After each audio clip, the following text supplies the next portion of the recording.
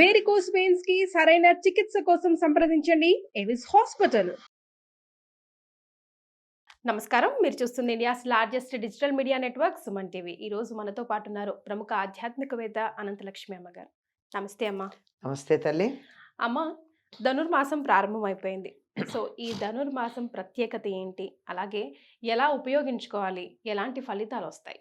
ధనుర్మాసం సూర్యుడు ధనుస్సు రాశిలో ఉండేటటువంటి మాసాన్ని ధనుర్మాసం అంటారు. మనకున్న చైత్రం నుంచి పాల్గొనం దాకా ఉన్న నెలల్లో ధనుర్మాసం పేరు లేదు. మీరు గమనించారో లేదో?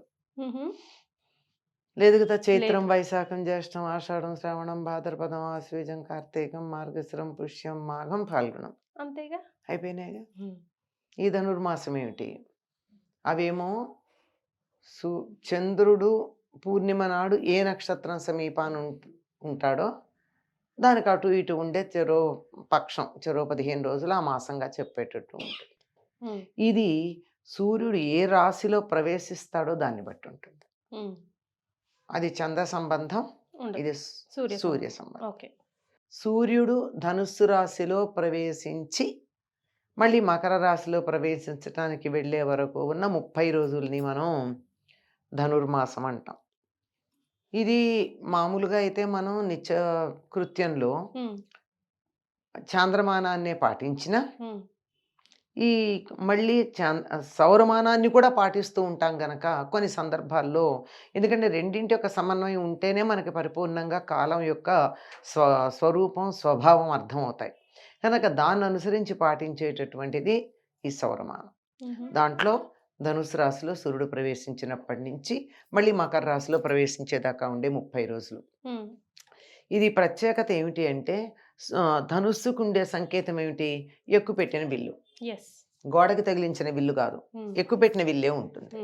అంటే ఈ నెలలో మనం ఏం చేసినా మన సాధన ఎక్కుపెట్టిన వింటి నుండి ఆకాశం వైపుకు దూసుకు వెళ్ళేటటువంటి బాణంలాగా వేగంగా వెళ్ళిపోతుంది. ఇట్లా ఇట్లా ఇట్లా వంకర్లు తిరగదు. స్ట్రైట్గా బాణం ఎప్పుడు పక్కకి వెళ్ళదు కదా, ఇలా స్ట్రైట్గా వెళ్ళడానికి వీలుగా ఉంటుంది కనుక సాధన బాగా చేయడానికి అనువు. దానికి తోడు పగళ్ళు చల్లగా ఉంటాయి, వేడి ఎక్కువ ఉండదు. ఎంత సాధన చేసినా అలసిపోవడం కానీ, శరీరానికి చెమట పట్టడం కానీ, శక్తి జారిపోవడం కానీ ఇవేమీ జరగక సుఖంగా సాధన చేసుకోవడానికి అనువుగా ఉంటుంది ఈ ధనుర్మాసం. ఈ దృష్టితో గనక మనం చూసినట్టయితే సూర్యుడు భూమికి ఎక్కువ దూరంగా ఉండే కాలం కూడా ఇదే. అందువల్లే కదా చలి ఎక్కువగా ఉంటుంది, పగళ్ళు తక్కువగా ఉంటాయి, రాత్రులు ఎక్కువగా ఉంటాయి. అందుకని ఈ సమయంలో చాలా చక్కగా సాధన చేసుకునేటటువంటి వీలుంది. ఈ వీలుని ధనుర్మాసంలో ఒకప్పుడు దీనిని బాగా వినియోగించుకున్నది ఎవరయ్యా అంటే గోదాదేవి. ఈవిడ విష్ణు చిత్తుడికి కుమార్తెగా లభించింది. అంటే తులసి మొక్కల దగ్గర పాదు చేస్తూ ఉంటే తులసి తోటలో నుంచి భూమిని చీల్చుకుంటూ వచ్చి ఆయనకి లభ్యమైంది. ఆయనకి పిల్లలు కావాలన్న కోరిక కూడా ఎక్కడా లేదు. విల్లిపుత్తూరులో ఉన్నటువంటి వటపత్రశాయి అంటే మర్రాకు మీద పడుకున్నటువంటి వాడు, కరారవిందేన పదారవిందం ముఖారవిందే వినివేశయంతం వటస్య పుత్రస్య వటస్య పత్రస్య పుటేశయానం బాలం ముకుందం మనసా స్మరామి అని చెప్పేటటువంటి బాలముకుందుడు పటపత్రశాయిగా మర్రాకు మీద పడుకున్నటువంటి దిశమల పిల్లవాడుగా ఉన్నటువంటి రూపం విల్లిపుత్తూరులో ఉంటుంది. అతన్నే తన సంతానంగా భావించుకుంటూ ఉన్నటువంటి భట్టనాథుడికి ఈయనకే విష్ణుచిత్తుడు అని పెరియాళ్వారిని బిరుదాలు ఉన్నాయి. ఆయనకి కుమార్తెగా లభించినటువంటి ఈ బాలిక తండ్రిని అడిగి కాత్యాయని వ్రతం విశేషాలు తెలుసుకుని, అంటే ఆయన ద్వారా తాను ఉపదేశం పొందినటువంటిదై మార్గశిర మాసంలో వచ్చే పూర్ణిమ నుండి, అంటే ధనుర్మాసం దీనికి సంబంధించింది. సూర్యుడిని అనుసరించి పాటించేది, చంద్రుడిని అనుసరించి మార్గశిర మాసం. అక్కడి నుంచి మొదలుపెట్టి నెల రోజులు భగవంతుణ్ణి నిద్ర లేపుతూ, రిపీట్ అమ్మా, నెల రోజులు చెలులను నిద్ర లేపుతూ భగవత్ సేవకు వెళ్దాం రమ్మని పిలుచుకెడుతూ ఉంటుంది. ఒక్కొక్క రోజు ఒక్కొక్క పాసురాన్ని చెప్పింది. అక్కడ నుంచి వచ్చిందేనమ్మా ఈ పాసురాలన్నీ. పాసురం అంటే అదే. పాసురం అనేటటువంటి పదం తమిళంలో ఉండే ఒక ఛందస్సుగా మనకు ఉత్పలమాల, చంపకమాల, ఆటవెలది, తాటగీతి ఉన్నట్టే వాళ్ళకి పాసురం అనేటటువంటి ఒక ఛందస్సు ఉంది. అది కూడా ప్రాతమిళం అంటారు, అంటే ప్రాచీనమైన తమిళం, ఓకే. ఆధునిక తమిళం కాదు. సరే, అలా ఉండేటటువంటి ఆ పాసురం రోజుకొకటి చొప్పున చెలులను నిద్ర లేపుతూ మనం అంతా కృష్ణుడి సేవకి వెళదాం రమ్మని చెప్పింది. ఎందుకు ఆవిడ కృష్ణుడి సేవకు వెళదామని చెప్పింది అంటే, ఆవిడ తండ్రితో పాటు దేవాలయానికి వెడుతూ అక్కడ ఉన్నట్టు భక్తిని బాగా పెంపొందించుకుని ఆ భక్తి బాగా ముదిరి ఆ కృష్ణుడు తనకే కావాలని. కృష్ణుడా విష్ణుమూర్తి అమ్మ? కృష్ణుడు. ఓకే. కృష్ణుడు తనకే కావాలని, ఎలా కావాలంటే తనని భార్యగా స్వీకరించాలి, ఆయన తన భర్త అని భావనతో ఈ పాసురాలు చెప్పింది.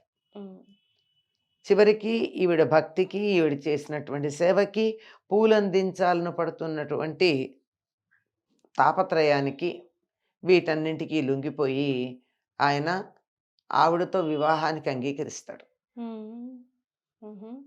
ఆ వివాహం జరుగుతూ ఉండగానే రంగనాథ రూపంలో, ఇక్కడ విల్లిపుత్తూరులో ఉన్నవాడు పసివిల్లవాడు, మర్యాక మీద ఉన్నవాడు. కానీ ఆవిడికి నచ్చిన రూపం ఏదంటే విష్ణుమూర్తి యొక్క రూపాల్లో శ్రీరంగంలో ఉన్న కస్తూరి రంగడు రూపం నచ్చింది. అందుకని ఆ రంగణ్ణే భర్తగా కోరుకున్నది.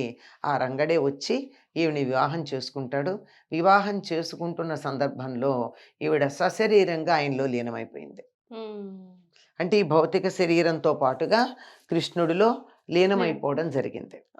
ఆవిడ చేసినటువంటి ఈ వ్రతం ఈ నెల రోజులు ఉంది గనక అందరూ కూడా ఈ నెలంతా ధనుర్మాసం అనగానే గోదాదేవి పూజలు చేయాలి అని అనుకుంటారు.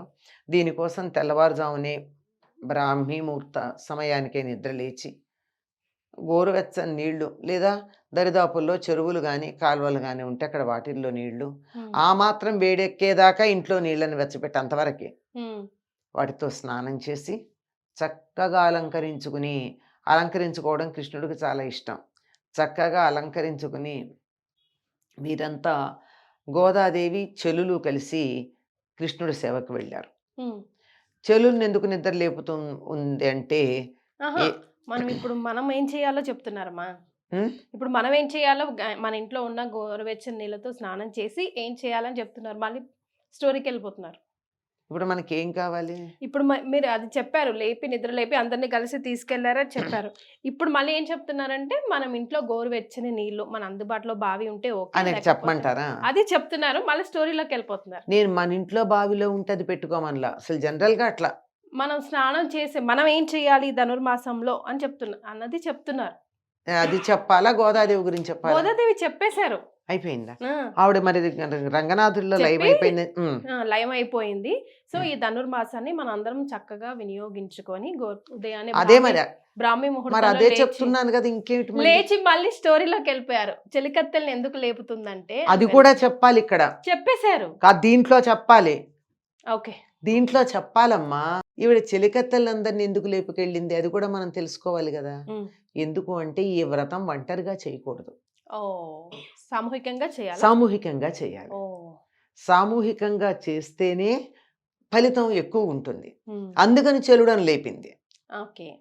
అంతేకాకుండా తాను ఆనాడు అంతేకాకుండా తాను ఆనాడు బృందావనంలో ఉన్నట్టుగా భావన చేసుకుంది. అందుకని ఎవ్వరమైనా సరే ఈ గోదాదేవి పూజలు చేయదలుచుకున్న వాళ్ళు తమని తాము గోపికగా భావించుకోవాలి. భావించుకుని కృష్ణుణ్ణి పూజించేటటువంటి పద్ధతి తప్పనిసరిగా చేయాలి. అంటే బ్రాహ్మీ ముహూర్తానికి లేచి చక్కగా స్నానం చేసిన తర్వాత గోదా రంగనాథులకి షోడశోపచార పూజ చేయాలి. చేసి అటు పిమ్మట తులసి దగ్గర దీపం పెట్టి తులసికి పూజ చేయాలి. ఇది ప్రధానం. ఎందుకు తులసికి పూజ చేయాలి అంటే, తులసి గోదాదేవి యొక్క తల్లిగా పరిగణించబడుతుంది. మాతా చేత్ తులసి పితా ఇది తవ శ్రీ విష్ణు చిత్తో మహాన్ అని చెప్తారు. ఆవిడికి తులసి పొదల్లోనే దొరికింది గనక తులసి ఈవిడ తల్లిగా భావించబడుతూ ఉంటుంది. మిగతా అమ్మవార్లకి భిన్నంగా కూడా ఉంటుంది కదమ్మా అమ్మవారి రూపం. అదే చెప్పేది. అలా చేసుకుంటూ తులసికి కూడా పూజ చేస్తాం.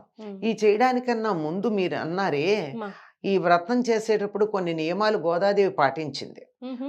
తాను విల్లిపుత్తూరులో ఉన్నటువంటి ఒక పండితుడు కుమార్తెగా కాకుండా మ్, నందవ్రజంలో ఉన్నటువంటి గొల్లపిల్లగా భావించుకుని తన మ్హూ. చెరులందరినీ కూడా వాళ్ళల్లాగానే భావన చేసి మ్. కట్టు బొట్టు కూడా వాళ్ళల్లాగా మార్చుకుంది భాషతో సహా. ఓ.